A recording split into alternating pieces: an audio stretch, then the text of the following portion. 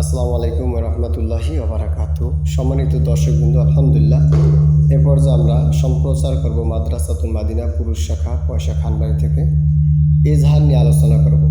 আমরা ইতিপূর্বে ওদেরকে পড়াইছিলাম এজহার অর্থ স্পষ্ট করিয়ে পড়া। এজহার অর্থ কী পড়ছিলাম? স্পষ্ট করিয়ে পড়া। এজহার অর্থ কি?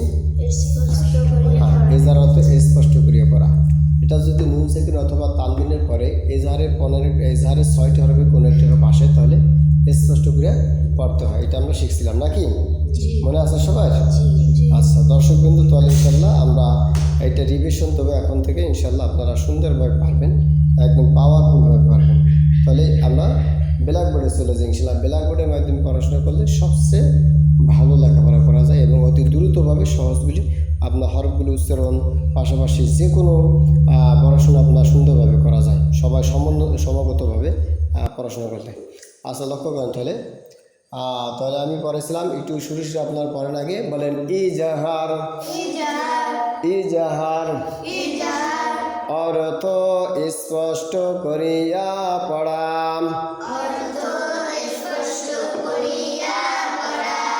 ইজাহার অর্থ স্পষ্ট করিয়া পড়া।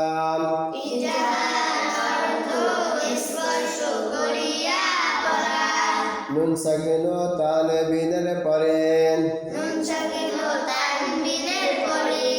নুন সাকিন ও তানবিনের পরে। ইজাহারের 6টি হরফের কোন একটি হরফ আসিলে স্পষ্ট করিয়া পড়িতে হয়।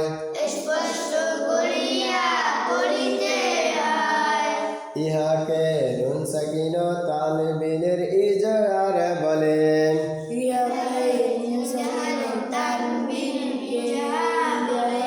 ইজহার বলে। যেমন আইন নুন জবর আন।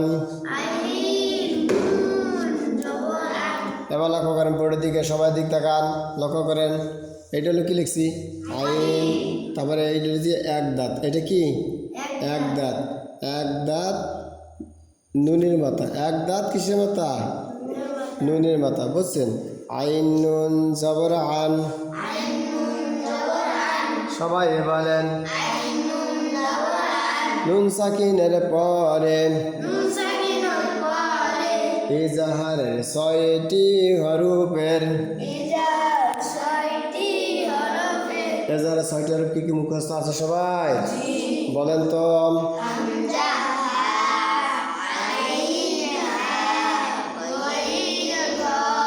মাশাআল্লাহ মাশাআল্লাহ, আলহামদুলিল্লাহ। দর্শক কিন্তু আরও অনেক চমৎকারভাবে পড়তে পারে। আপনারা অনেকে ফজর নামাজের পরে ঘুমান আর আরও সুন্দর করে পড়ে। এটা বিশাল। ফজর নামাজের পরে ঘুমাইলে শরীর কি হয়? নষ্ট হয়ে যায়, দুর্বল হয়ে যায়। অন্ততপক্ষে বিনা কারণে এই রুটিন করা উচিত না। ফজর নামাজের পরে ঘুমানো উচিত না, তাহলে শরীর দুর্বল হয়ে যায়, নষ্ট হয়ে যায়। বুঝতে পারছেন সবাই? এই সময় আল্লাহ কোরআন পড়তে হবে। আচ্ছা একটু কষ্ট হবে প্রথম, তারপরে কি ঠিক হয়ে যাবে। তাহলে হামজা হাম একটু লিখি। এজাহার 6টি হরফ বলেন। হামজা হাম। আবার বলেন আইন হা। আইন হাম। আইন হা। غين خام. غين خام. همزة هام. عين حا. غين خام. همزة هام. عين حام. غين خام. তাফসীর কি হলো?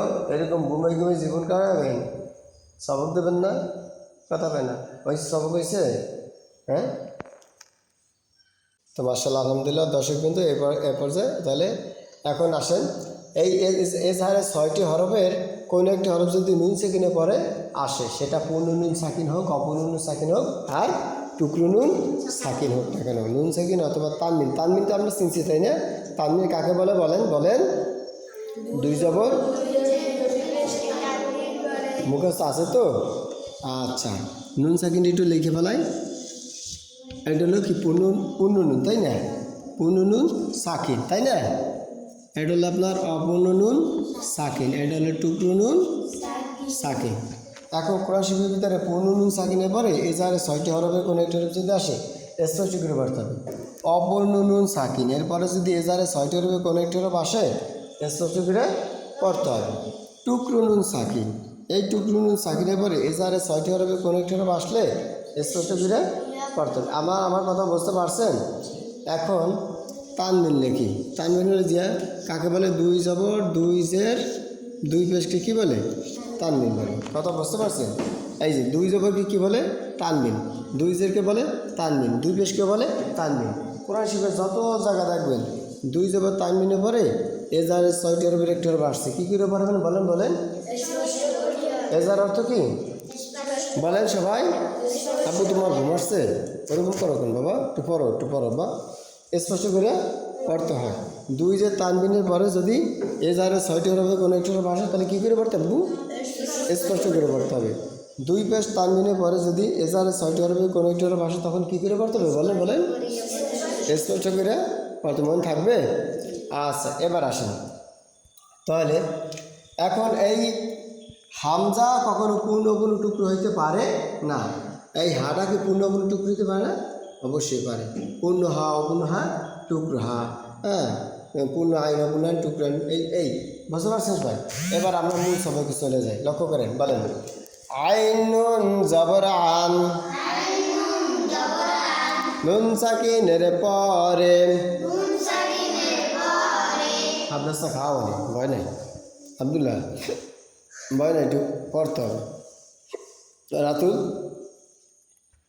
আপনার সা খাওয়ার জন্য কি কলজে পড়েন না খালি যায় রায়? আমাদের কিন্তু টাকা রাতুল আপনার হাবনার সা খাওয়ার জন্য জিভ রাখলে 1 লাখ করে সাধারণত গেলে বেরোয়।